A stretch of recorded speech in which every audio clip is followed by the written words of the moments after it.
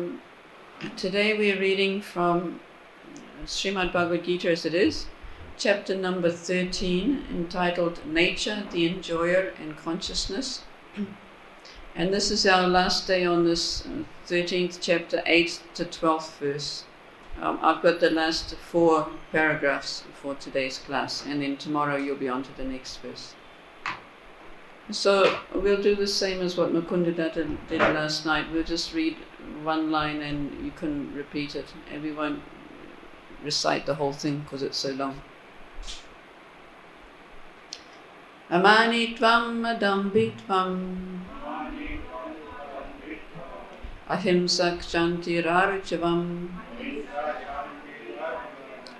ācāryopāsanaṁ, śaucaṁ, sthairyam, ātma-vinigrahaḥ, indriyārtheṣu vairāgyam, anahaṅkāra evaca, janma-mṛtyu-jarā-vyādhi, duḥkha-doṣānudarśanam, asaktir anabhiṣvaṅgaḥ, putra-dāra-gṛhādiṣu,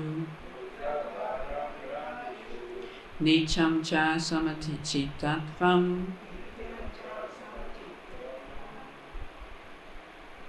iṣṭāniṣṭopapattiṣu,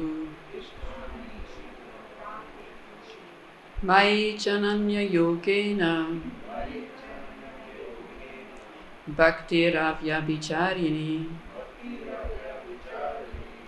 vivikta-deśa-sevitvam, jana-saṁsadi, adhyātma-jñāna-nityatvaṁ, tattva-jñānārtha-darśanam, etagyānam iti proktam, ajñānam yad ato anyata. Okay, translation. Humility, pridelessness, non-violence, tolerance, simplicity, approaching a bona fide spiritual master, cleanliness, steadiness, self-control, renunciation of the objects of sense gratification, absence of false ego, the perception of the evil of birth, death, old age and disease, detachment, freedom from entanglement with children, wife, home and the rest, even-mindedness amid present and unpleasant events, constant and unalloyed devotion to me, aspiring to live in a solitary place, detachment from the general mass of people, accepting the importance of self-realization and philosophical search for the absolute truth. All these I declare to be knowledge, and besides this, whatever there may be, is ignorance.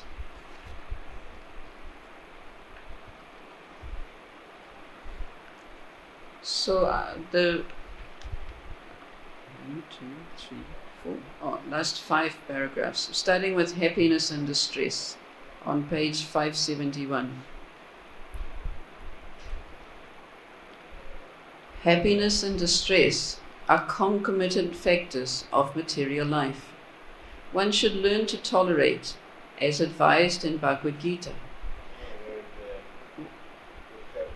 One can never restrict the coming and going of happiness and distress. So one should be detached from the materialistic way of life and be automatically equipoised in both cases. Generally, when we get something desirable, we are very happy, and when we get something undesirable, we are distressed. But if we are actually in the spiritual position, these things will not agitate us. To reach that stage, we have to practice unbreakable devotional service. Devotional service to Krishna without deviation means engaging oneself in the 9 processes of devotional service. hearing, chanting, worshipping, offering respect, etc., as described in the last verse of the 9th chapter. That process should be followed. Naturally, when one is adapted to the spiritual way of life, he will not want to mix with materialistic men. That would go against his grain. One may test himself by seeing how far he is inclined to live in a solitary place without unwanted association. Naturally, a devotee has no taste for unnecessary sporting or cinema going or enjoying some social function, because he understands that these are simply a waste of time. There are many research scholars and philosophers who study sex life or some other subject, but according to Bhagavad Gita, such research work and philosophical speculation have no value. That is more or less nonsensical. According to Bhagavad Gita, one should make research by philosophical discretion into the nature of the soul. One should make research to understand the self. That is recommended here. As far as self-realization is concerned, it is clearly stated here that bhakti yoga is especially practical. As soon as there is a question of devotion, one must consider the relationship between the soul and the individual soul. The individual soul and the supersoul cannot be one, at least not in the bhakti conception, the devotional conception of life. The service of the individual soul to the Supreme Soul is eternal, nityaṁ, as it is clearly stated. So bhakti, or devotional service, is eternal. One should be established in that philosophical conviction. In the Srimad Bhagavatam, 1st canto, 2nd chapter, 11th verse, this is explained. Vedanti tat tattva-vidas tattvam yajnanam adhyātma. Those who are actually knowers of the absolute truth know that the self is realized in 3 different phases, as Brahman, Paramatma, and Bhagavan. Bhagavan is the last word in the realization of the absolute truth. Therefore, one should reach up to that platform of understanding the Supreme Personality of Godhead, and thus engage in the devotional service of the Lord. That is the perfection of knowledge. Beginning from practicing humility up to the point of realization of the Supreme Truth, the Absolute Personality of Godhead, this process is just like a staircase, beginning from the ground floor and going up to the top floor. Now on this staircase there are so many people who have reached the 1st floor, the 2nd floor, or the 3rd floor, etc. But unless one reaches the top floor, which is the understanding of Krishna, he is at a lower stage of knowledge. If anyone wants to compete with God and at the same time make advancement in spiritual knowledge, he will be frustrated. It is clearly stated that without humility, understanding is not truly possible. To think oneself God is most puffed up. Although the living entity is always being kicked by the stringent laws of material nature, still he thinks, I am God, because of ignorance. The beginning of knowledge, therefore, is amānitvam, humility. One should be humble and know that he is subordinate to the Supreme Lord. Due to the rebellion against the Supreme Lord, one becomes subordinate to material nature. One must know and be convinced of this truth. Ātma-vinigrahaḥ jana-saṁsadi chakshuranmalitam yena tasmai Sri Gurave Namah. Sri Chaitanya-manobhistam stapitam yena bhutale sayam rupa kadamayam dadati svapadantikam. Vandayaham Sri Guru Sri Yuta Padakamalam Sri Gurun Vaishnavamscha Sri Rupam Sagrijatam Sagana Raghunathanvitam Tam Sajivam Sadvaitam Savadutam Parijana Sahitam Krishna Chaitanya Devam Shri Radha Krishna Padan Sankana Lalita Shri Visakam Vitamscha.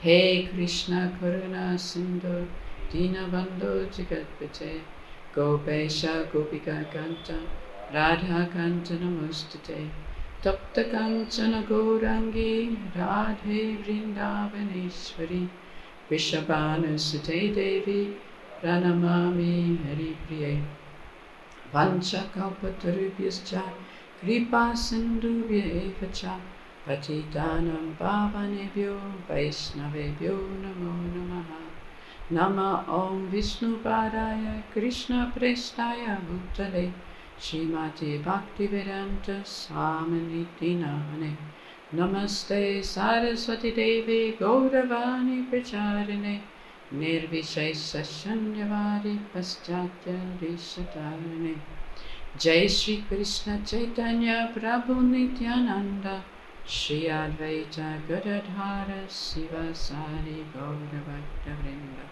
Hare Krishna Krishna Krishna Hare Hare Hare Rama Rama Rama Hare Hare.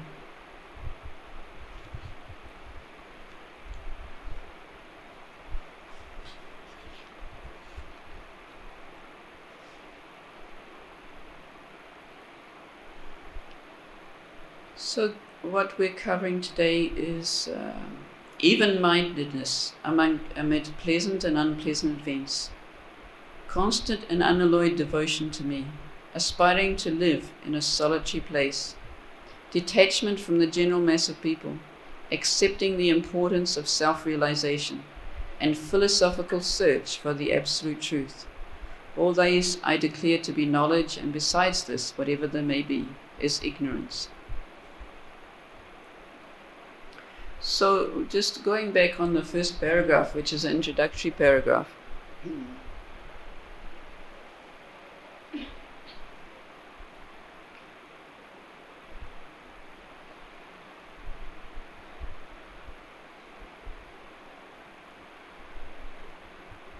Srila Prabhupada is talking about the verses leading up to this in the 13th chapter, because this 13th chapter starts with Arjuna's inquiry about some specific terms. Srila Prabhupada says the process of knowledge is sometimes misunderstood by less intelligent men to be an interaction of the field of activity. So, starting from the beginning of the chapter,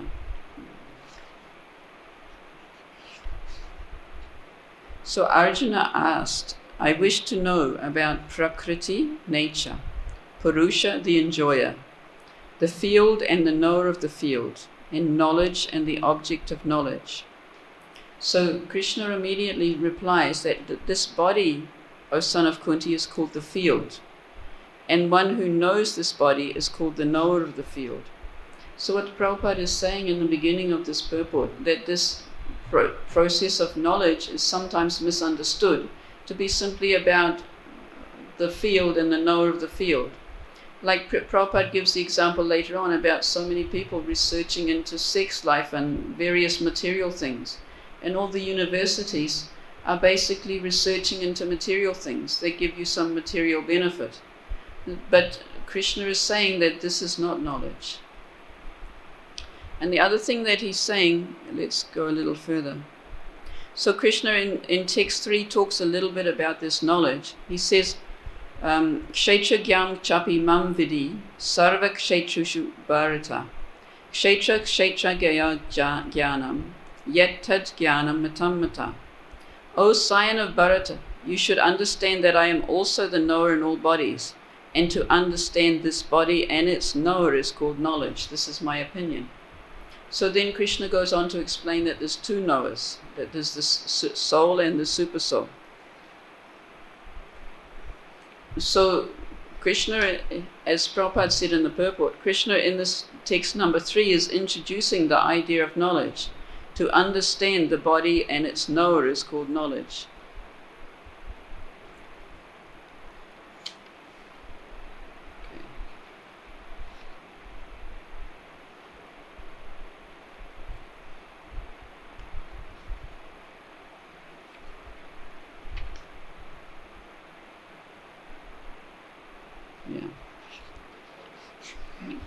So in text 2, Krishna had said that the knower of the field is the soul. And then he says, but I am also the knower of the field.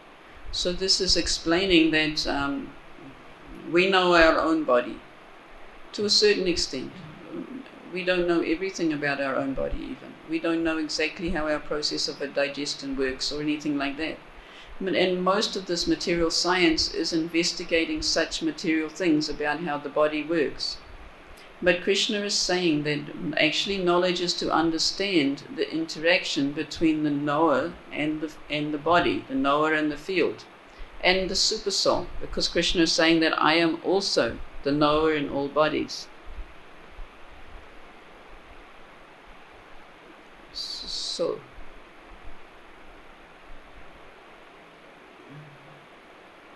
So then Prabhupada in this beginning or opening paragraph, he says, but this knowledge is the real process of knowledge. Because in the beginning of this chapter, Arjuna is also asking about two things. He's asking about jnanam and jnaya. So jnanam is knowledge and jnaya is what is to be known. So that gives us an idea that, jnanam also sometimes means knowledge, but the fact that he separated jnanam from jnayam, and jnayam is what is to be known. That starts from tomorrow's verse. Krishna will say, I shall now explain the knowable. So jnayam is the knowable, what is to be known. So this is different from the process of knowledge. So, and the other thing is, we'll find out from tomorrow onwards that jnayam, the knowable, is not something temporary. Something temporary is not really the true jnaya, because it's here for some time and then it's gone again. So how can it be true knowledge if it's only here temporarily manifested? So the real knowledge becomes the soul and the super soul. Most of these next verses are about the super soul, but one is about the soul as well, and the qualities of the soul and the super soul, which is reaching to the transcendental platform. So Prabhupada is saying that this process of knowledge, if one accepts it, then one can actually reach the absolute. One can actually reach the transcendental plane. So rather than seeing that the embodied soul is in the body, and so therefore we look at the 24 elements, the process of knowledge is actually the means to get out of this body. So it's not about, let's understand how to make ourselves comfortable in the body. We're actually really interested in how to get out of the body. Now, Prabhupada will, we'll cover a few items, still from that first paragraph. So Prabhupada is making the important point that the mayi cānanya-yogena bhaktir abhivicārini, the unalloyed devotional service, is the most important point. So he makes a couple of interesting things about this. So if one does not approach this unalloyed bhakti, the transcendental service of the Lord, then the other 19 items are not really important at all. And if one takes to full devotional service in Krishna consciousness, the other 19 items will automatically develop. But yet, as Prabhupada is mentioning in the purport, that these other items are given to us because they're a way of us gauging our advancement. He says you can understand how you're advancing in spiritual life by how you're becoming detached from the general mass of people, wanting to associate with materialistic people, and how much you're attracted to live away from them.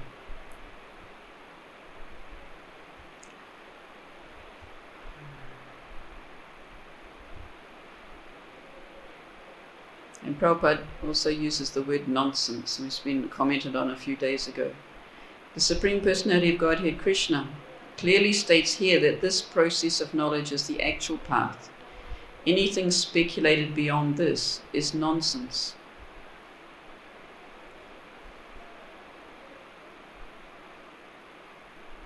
So we'll go on to these last bit of the purport first, and then there's some other significant items to look at. So the first one is about being not disturbed by anything that happens. Prabhupada says one should learn to tolerate. That's mentioned in 2.14, how the summer comes and goes and the winter comes and goes, and complaining about it does no good. It will go again. And then within a few months we'll come to Kartik, and halfway through Kartik it gets cold, and then we'll complain about being cold. So we have to learn to tolerate. Complaining doesn't help us. He said generally when we get something desirable we are very happy, and we get something undesirable we are distressed. But actually, if we are actually in the spiritual position, these things will not agitate us. I quite often meditate on the fact that we hear about the condition of the gopis after Krishna left Vrindavan, how they could barely move. They were lifeless, they were limp, they couldn't move at all. So I think of myself that, and this is the highest state of ecstasy. So we have to get beyond what the body does. The body can have all these terrible symptoms, but our transcendental position is far beyond that. So I try and remember that every time I get a headache, that actually Radharani goes through much, much more than that when she's missing Krishna. But for her it's not significant, because her mind is simply filled with Krishna. So if we're actually in the spiritual position, then these things will not agitate us. Then Prabhupada goes on to talk about unalloyed devotional service. To reach that stage, we have to practice unbreakable devotional service. Devotional service to Krishna without deviation, it means engaging oneself in 9 processes of devotional service: chanting, hearing, worshipping, offering, respect, Shravanam, Kirtanam, Vishnu Smaranam, Pada-sevanam, Archanam, Vandanam, Dasyam, Sakyam, Atma-nivedanam, as described in the last verse of the 9th chapter, which of course doesn't say that. The last verse in the 9th chapter is Manmana Bhava Mad Bhakto Madhyaji Mam Namaskuru, and I get confused between these 2 verses that are almost the same, so let me look. Manmana Bhava Mad Bhakto Madhyaji Mam Namaskuru Mamaivashyasa yuktvevam atmanam matparayanaha. Engage your mind in always thinking of me. Become my devotee and offer obeisances unto me and worship me, being completely absorbed in me. Thus you will come to me. So this is engagement in the pure devotional service. Then Prabhupada goes on to say that naturally, when one is adapted to a spiritual life, he will not want to mix with materialistic men, and that one can test oneself by how much he's developed these qualities. Accepting the importance of self-realization. Srila Prabhupada says naturally a devotee has no taste for unnecessary sporting or cinema, because he has he has higher goal in mind, so he's not distracted by smaller things. Prabhupada, in some conversations with some reporters, he says, just look at my devotees. Before they were drug addicts, and now they will not even go to the cinema, because they've become purified by this process of devotional service. The last 2 items is research, self-realization and search for the absolute truth. Prabhupada comments about this, how materialistic life is studying sex life or some other subject, but this research work has no value. According to the Bhagavad Gita, one should make research by philosophical discretion into the nature of the soul. One should make research to understand the self. That is recommended here. So Prabhupada would often ask, where is that department that researches into the soul? And we've come now 50, 60 years later, you still can't find that department that researches into the soul. There are some departments that research into religion, but religion and spirituality are 2 different levels. religion is really the adoption of certain rituals. The aim of religion is to get to devotional service, but most people practicing religion don't actually know that. And so there's a few theological colleges, and Prabhupada would criticize them. He asked them. He met with some of these people who were the dean of a theological college. He says, "Who is God?" And he sort of hummed and hawed and didn't know. And Prabhupada said, "Then you're not theologians. Theology is knowing about God." He says, "You're just theosophists. You're just speculating about God." So even true religion is not really understood in the material world. And Prabhupada says, as far as self-realization is concerned, it is clearly stated here that bhakti yoga is especially practical. Because self-realization, if you don't come to bhakti yoga, then you often come to this wrong conclusion that you're the same as God, or that once you get rid of the material body, you can merge into God. But Prabhupada says, as soon as there is a question of devotion, one must consider the relationship between the super soul and the individual soul. So there's always two. There's never a merging. There's always the soul and the super soul. This individual soul and the super soul cannot be one, at least in the bhakti conception. So in Bhagavatam purport, Srila Prabhupada makes it very clear. He says, whenever there is bhakti, there must be three things present: the devotee, the devotion, and the Lord. Without these three, bhakta, bhakti, and bhagavan, there is no meaning to the word bhakti. So bhakti can't exist if you think you're going to become God. The service of the individual soul to the Supreme Soul is eternal, nityaṁ, as it is clearly stated.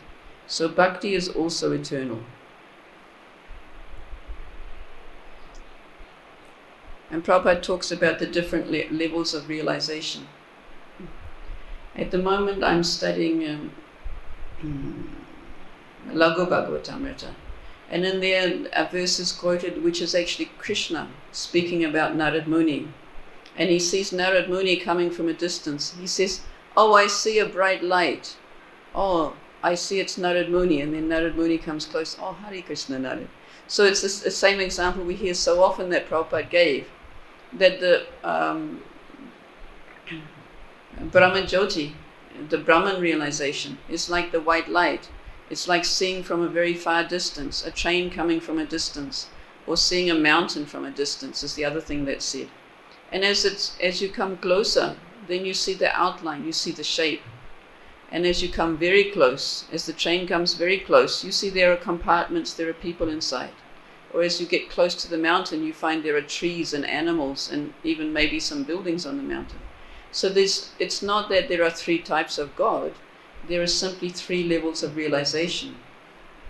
So in the Laghu Bhagavatamrita, it's describing this achincha bheda bheda tattva, that there are not three.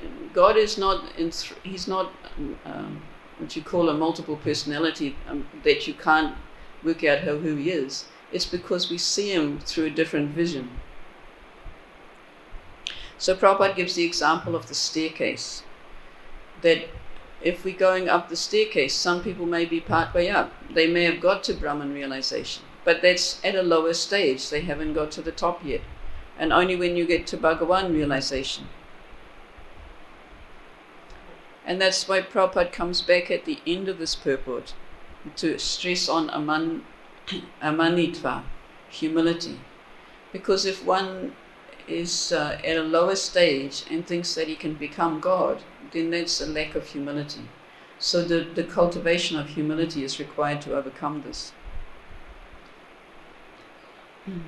Now I want to go through some points that Burijan Prabhu covered in his commentary, because there's been some analysis of these. These are 20 items. And these 20 items have been analyzed by Vishwanath Chakravarti Thakur. So first Burijan mentions that verse 3 that I just covered, that Krishna has already defined knowledge as knowing the field and the two knowers of the field. These verses describe the process of obtaining jnana. According to Srila Vishwanath Chakravarti Thakur, of the 20 items mentioned, 17 apply to both the jnani and the bhakta. So that means the impersonalist as well as the devotee. The last two, accepting the importance of self-realization, adhyātma-jñāna-nityatvaṁ, and philosophical search into the absolute truth, tattva-jñānārtha-darśanam, are technically only for the jnani. So this philosophical research technically is for the jnani. The devotees will use it as much as we need to find out about the soul, the super soul, and the relationship between them. And the other quality, constant and unalloyed devotion to me, is a soul quality specifically for the devotees. So 17 qualities are for everybody who's on the transcendental path, 2 are for the jnani, and 1 is for the bhakta. So the other qualities, aside from constant and unalloyed devotion, the other qualities will become manifest in a devotee who exclusively endeavors for constant unalloyed devotion.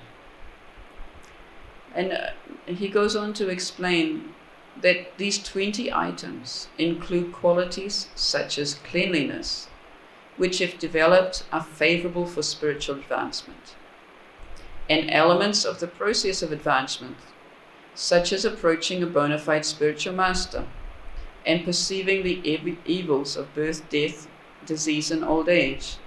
Integrated as a process, these items are the means of acquiring transcendental knowledge, or an accurate understanding of the body, the soul, and the supersoul. So this is quite interesting. If we look at these 20 items, actually it's also almost describing our process of sadhana. It's not just the process of acquiring knowledge, it's what we do to come to the point of devotional service. So these are important. They're our guide to how we're advancing on Krishna consciousness, and they're our guide to how to progress further by following these processes, making sure we're following them. So what I wanted to do for the last part of the class is look at some other verses which support this idea of knowledge being a process of reaching a transcendental situation. Let's put that there where I can see it.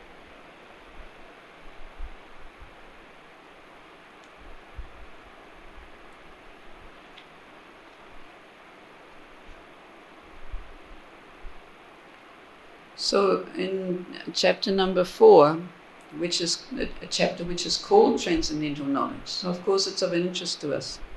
So text number 3, Sa evayam maya tedya yoga prokta puratanaha bhakto sime sakacheti rahasyam hyetad uttamam.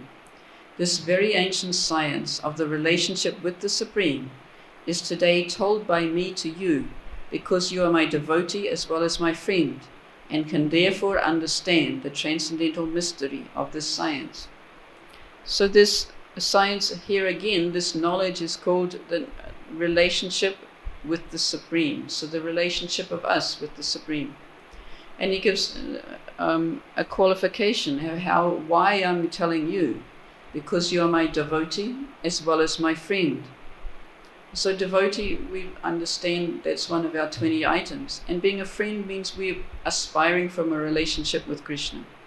And because you're a devotee and a friend, you can therefore understand the transcendental mystery of this science. So this again is reinforcing the fact that it's a transcendental endeavor to come to this real knowledge. And then in the 10th verse of the 4th chapter, Vitaraga bhaya krodha manmaya mam upashritaha bahavo jnana tapasa puta mad bhavam agataha. Being freed from attachment, fear and anger, being fully absorbed in me and taking refuge in me. Many, many persons in the past became purified by knowledge of me, and thus they all attained transcendental love for me. So this again is repeating that this knowledge of Krishna is what knowledge actually is. And some qualifications for attaining that knowledge: becoming freed from attachment, fear and anger, which has also been mentioned in our verses that we've been reading. Being fully absorbed in me and taking refuge in me.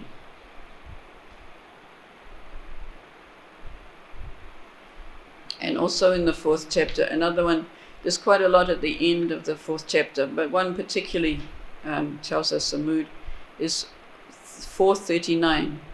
Shradava labate jnanam tatpara samyatindriyaha jnanam labva param shantim achirena jigacchati. A faithful man who is dedicated to transcendental knowledge and who subdues his senses is eligible to achieve such knowledge, and having achieved it, he quickly attains spiritual peace. So the qualification is emphasized here, that he is dedicated to transcendental knowledge and he subdues his senses. So then he becomes eligible to achieve such knowledge and quickly attains supreme spiritual peace. And the 10th chapter, so starting from the 7th chapter onwards, in this middle part of the Bhagavad Gita is about bhakti, but actually it starts with knowledge. Chapter 7 is called Knowledge of the Absolute, but this is the actual knowledge itself. To talk about the process again, I want to go to the 10th chapter, verses 4 to 5.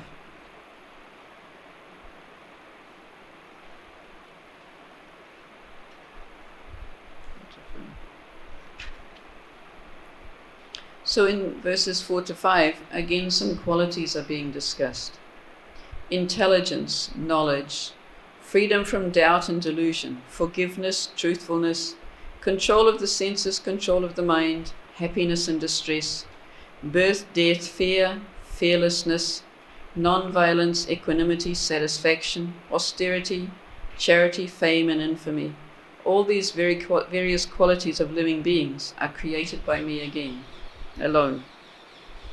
So in the purport, Srila Prabhupada talks about intelligence and knowledge. So it's just a short paragraph, so I want to read these. Intelligence refers to the power to analyze things in their proper perspective, and knowledge refers to the understanding what is spirit and what is matter. Ordinary knowledge obtained by a university education pertains only to matter, and it is not accepted here as knowledge. Knowledge means knowing the distinction between spirit and matter. In modern education, there is no knowledge about spirit. There are simply taking care of material elements and bodily needs. Therefore, academic knowledge is not complete. So this is again stressing exactly the same thing, that this academic knowledge is not our aim. And the last one I want to look at is 10.8, which is one of our Chatur Sloki of Bhagavad Gita, which talks about once you know this.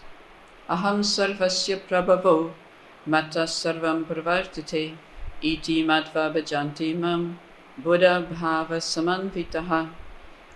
I am the source of all spiritual and material worlds. Everything emanates from me. The wise who perfectly know this engage in my devotional service and worship me with all their hearts. So this is the goal of coming to knowledge. We can come to this point of knowledge, and the result is we will take up to devotional service and worship Krishna with all our hearts. And then all these other items, these other 19 items of 20 items will automatically manifest. Although we've spoken about, and that automatically manifest doesn't mean that we shouldn't be interested in trying to acquire these good qualities. We shouldn't be careless about causing offences that will halt our progress in devotional service.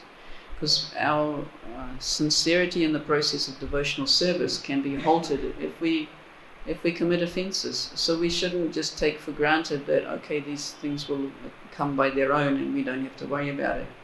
We do have to be determined to be faithful to this path and understand the importance of the association of devotees. Like stressed here also in this verse, how avoiding the general mass of people means that we want to associate with the devotees. So in order to associate with the devotees, we have to learn the proper etiquette so that we can associate properly. There's a nice verse in the 4th canto of Bhagavatam, where it's described how one deals with different levels of devotees. That when you meet someone who's more elevated than you, then you will serve them.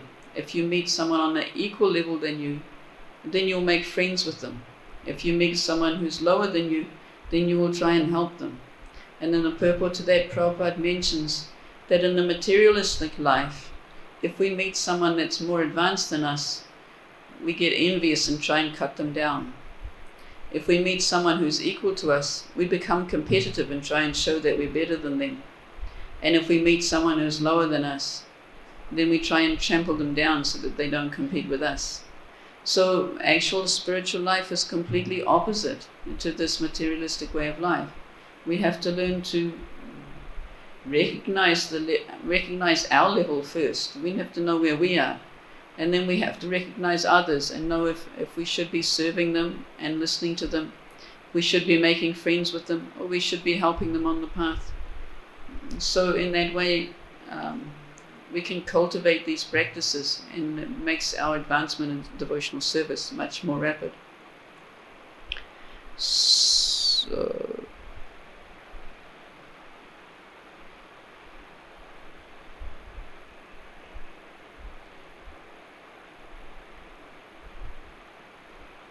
So that's, I want to stop the class here. And has anybody got any questions they'd like to ask about this class today, or any corrections, additions?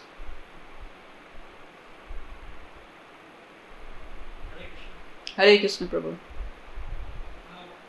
It's like this verse says that detachment from the general mass of people. Yes. And accepting the importance of self-realization and philosophical search for absolute truth. Yes. So we as devotees are doing this. We live in a solitary place, we come to the temple. But sometimes the temple itself is so overcrowded. Our ISKCON temples, we go into Vrindavan, Mayapur, it's just overcrowded. So, at least for me, sometimes my mind gets attracted to the material karmis, to see their opulence, whatever. Means, so what to do in such a situation? We are, as devotees, as transcendentalists, we should be completely aloof, but because the crowd is so much, I don't know. Yes, so he's saying that when we come to the temples in ISKCON, especially like Vrindavan and Mayapur, you come to the temple looking for a solitary place, but you find so many people inside the temple that it's not solitary. So actually, when I come to the temple, especially on a day like today on a Sunday, I spend a small time in the temple, I take my darshan, and then I come in here. I was in here about 5 o'clock. So this is a solitary place for me. Generally, you have to search. Sometimes you have to search for a solitary place. Also for chanting your japa in the morning sometimes. The samadhi can also get very crowded with people coming in and walking around. It's also not a very solitary place. But at the same time, these temples are like this by Prabhupada's intention to attract people to Krishna consciousness. So this is the other half of our development in devotional service. Because we want to please Guru, we want to please Lord Chaitanya, so we have to try and engage in some preaching. Now here in Vrindavan, these people come in and they're not interested in listening. It's hard even to distribute books to them. So you might sometimes get frustrated with that. certainly. But here is our shelter. Srila Prabhupada's house is a good shelter. It doesn't often get that much crowded, right? So we can come here. Anyone else have some suggestions about how to get peace in a transcendental environment of the temple? Yeah. When I see these people like a guest of Krishna, and I surrender Krishna to serve this guest, then I will do it. Yes, that's right. We have to treat these people as guests of Krishna, and we have to serve them. We have to at least show a pleasant smile. We might have some other duty to do, and we may not have time to stop and talk to people, and they often don't have time to stop to talk to us. But we can greet them at least with a smile, and that makes such a difference. And just even to say hello to some. I've met one devotee. She was a devotee from England, and she'd been here for 2 weeks, and she said no one had talked to her. She wasn't dressed in a sari or a gopi skirt, but she was wearing Vaishnav tilak.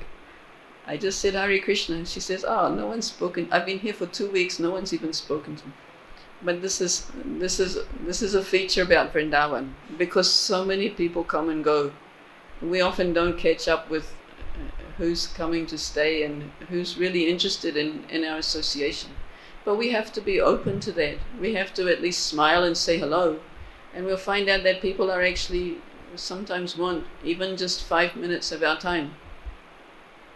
But of course we need to develop those skills, and we don't have to sit for half an hour. If we've only got 5 minutes, we can give 5 minutes. But we can make that 5 minutes valuable by encouraging, by not discouraging. Always, like sometimes in the Christian preachers, there was a mood in some churches to be hellfire and brimstone. That every time you went to listen to them, they'd be telling you, you're going to hell, you're going to hell, and you're going to hell. But it's not really a way of encouraging people. Now, that wasn't Prabhupada's mood. Prabhupada went to the places where people were taking drugs and all sorts of illicit activities, and he simply encouraged them. He said, please come and hear. He gave them prasadam. Prabhupada says, this is not a dry religion. We give prasadam, we give encouragement. And I was listening this morning. I was listening one class that the GBC strategic planning team have put on, and the devotee was saying that at one point in our history, where Prabhupada was training up the GBC, and the GBC passed one resolution that single Matajis couldn't stay in the temple. And then they brought it to Prabhupada for approval, and Prabhupada didn't say anything. He didn't immediately say anything, and so the devotees knew that they'd done something wrong. And after some time, he said, "I just want to encourage people in Krishna consciousness." So in other words, he wasn't caring. I think the reason was finances. If a single woman came to the temple, then they would cost extra money and they couldn't do so much service, so why'd have them, let them look after themselves? But Prabhupada put a stop to that immediately. He says, I just want to encourage. And the same you can see, he established ashrams for women, which was not done previously in India. And in the Chaitanya Charitamrita he explains that. He says, I have to do it. I have to give anyone who's interested in Krishna consciousness, I give them an opportunity to advance in Krishna consciousness. He says, I have to do it. How can I turn them down? So for that, it's very interesting when you start reading through, explaining in Chaitanya Charitamrita, he explains some things about Krishna consciousness, because he was writing Chaitanya Charitamrita in the West, and he was explaining things about his reasoning. How you can't follow the same things in America as you can in India. But the goal, even the goal is written in the scriptures itself. Smartavya saratam Vishnu vismartam jatuchat ete vidini sedosya etayo vivikta-deśa-sevitvam. that all of the injunctions in the Vedas are meant for one purpose, or two purposes. One purpose is to always remember Krishna, and the second purpose is to never forget Krishna. So for that reason we have positive things to do and prohibition of things we don't do. But if they don't serve that purpose of remembering Krishna, then the Acharya can adapt them and still serve the purpose. Anything else? Alright, thank you very much for coming and listening. Tomorrow we'll be on the next verse 13.3. Hare Krishna, Srila Prabhupada ki jai.